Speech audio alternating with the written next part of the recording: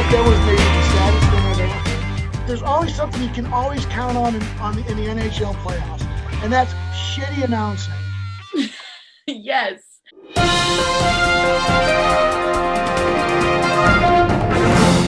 Caitlin, I know you know exactly what time it is, and it's your most favorite time of the week. And that's the week that we scour the internet for the weird, wild, and bizarre news in our That's Odd segment. So, Brian, you're going to join on with us, and certainly your reaction, we'll see if you have the same reaction that Kate does. So, our first story, Kate, comes from actually sunny California, where you are, Kate. It happened on the NBC production lot. So, they're doing a show called Ultimate Slip and Slide. And, Brian, I think you already know what this story is. And but it's due to come out in August. Well, apparently they had a little problem with the catering truck. Everybody on the set, there are 40 people on the set, experienced what they called explosive diarrhea. On the slip and slide? No. Let's clarify that. That's gross. What you just said is disgusting. So I bet the ratings were shitty. Yeah, they were real shitty. So let me slide back into this a little bit here. Okay. So the show is called Ultimate Slip and Slide. And it's just like one of these shows that have like crazy slides. Well, they have catering trucks on these sets. And apparently one of the catering trucks had some food that was contaminated, and 40 people ate the food, and they all experienced what was said to be explosive diarrhea, to the point where they had to actually stop production because people were like basically beating each other up to get to the bathrooms. And Brian, you and I have done that. I mean, I've knocked the shit out of you to get to that toilet. I remember that. No, that, you know what? I read that and I was, just think about that. 40 people. And you were right. They were all like waiting for people to get out of the bathroom, and it was just crazy. Didn't they shut down production for a month or something? Yeah, a couple of days, I think a week or whatever. Yeah. So it just was like, I think it's California weirdness. I blame everything on California weirdness. And you know, on those production sites, they probably only have like, let's say like 5 porta potties, 40 people. Porta potties. What a nightmare. Well, then, you know, the other thing is they probably had like potato salad that was sitting out for like basically from 8 a.m. next to the cottage cheese and the milk that was sitting out till like 9 p.m. They should have known. You know, don't touch that stuff past 9 o'clock. After an hour it's been out, don't touch it. Bring your own lunch. Yeah. Just bring your own lunch. Yeah. Or go vegan, claim vegan. So, Caitlin, you know what?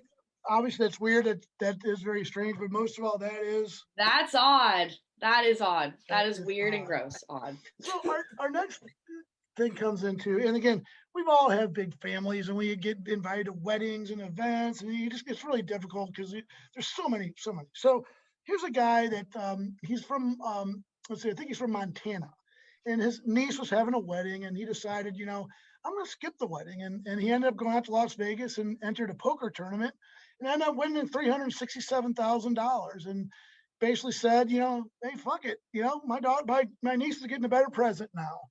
Would you be pissed if your uncle kind of skipped your wedding? I mean, you know, my uncle, no. I'd just be like, stay away. It'd be cool, but. Are you getting some money from missing out? Well, apparently his family was upset with him for skipping out to go gambling, but I mean, he did come back with the payday. But he said he felt it in his soul that he really felt like he could win that tournament. So he just threw it all in. That's tough. My Irish family, he'd get a good ass kicking by all of us when he got home. You can't skip a family wedding. Now, wait a second. Is he a professional poker player? I mean, I think he goes to tournaments, but he's not. You know, I don't think he. I think he said that he's actually won $500,000 in winnings. So 367 was his big win. So he was won a little bit, but I don't know that he was actually professional. But the other thing is, you know, how if you're the niece, I'd use it. I'd be like, fucker, man, you're paying me, dude. I'm sorry. I don't care. I need about 5 G's. I mean, we'll call 5 G's. That's the starting point, you know? Yeah. I think she deserves 10% of the winnings. Wow. Yeah, that's what I'm talking about, Brian. Yeah. 10%. You skip the wedding. Now, of course, with the divorce rate, you can always catch the second wave. I was just But- gonna say, but if they get divorced, does she have to give half of it back, or does he take half of it? Like, I don't know, it gets really sticky. And again, No, he hate pays bringing for up the entire second wave. How about that? That's a good one. That's a Or- good bargain. How about he pays for the honeymoon? I think that's deal. Yeah, That's but nice. what if the honeymoon's in Vegas, where he's like, oh, I'll take you to Vegas. I got a free suite, you know? I don't know. I Losing think all there's of a his whole lot of money. levels of this whole thing. But again, that's what we do. We scour the internet. We find stories that you're not going to find anywhere else. You're not going to find this on mainstream media. Well, except the diarrhea story. Of course, everybody was all over that. That was front page news everywhere. But Caitlin, you got anything for us today? That was odd from that topic. No weird stories on my end. I haven't heard any of slip and slides and money gambling stories. No.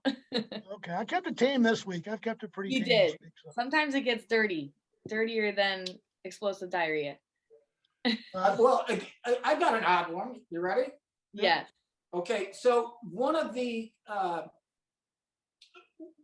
guys who broke into the Capitol. Have you heard this story about he's running for office? Now he's still up for charges. He's running for office, so he did an interview on one of the national networks, and he said he's running for office and he's serious about it and all this. And he said he's going to beat, and he named this person, and they said she's a U.S. congressman. She's not a state. He actually had been talking about this for a week, and nobody told him that she isn't up for re-election. So he said, what? Yes, she is. And this is on national news. And the person corrected said, no, she's not up for re-election until 2 more years. And he said, well, then I'll just run against somebody else in the state. And I'm like, these are the dipshits who went into the Capitol, right? Wow. And you know what?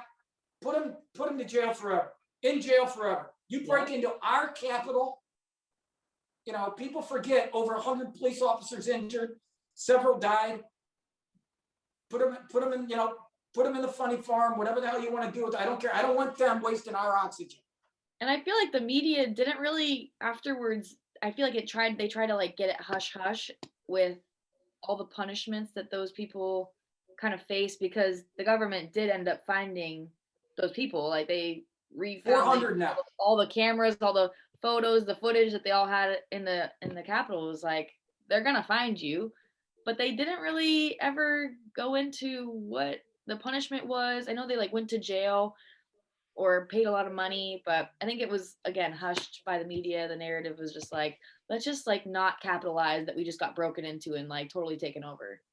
Well, the one politician, I don't know if he was Democrat or Republican, said he was in the building, and he said it was just another day like tourist in the building.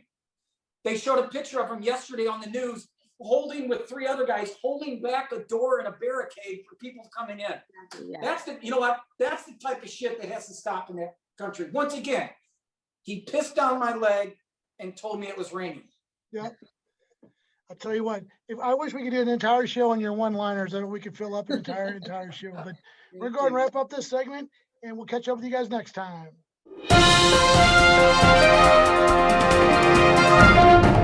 A nice little zip on the tongue.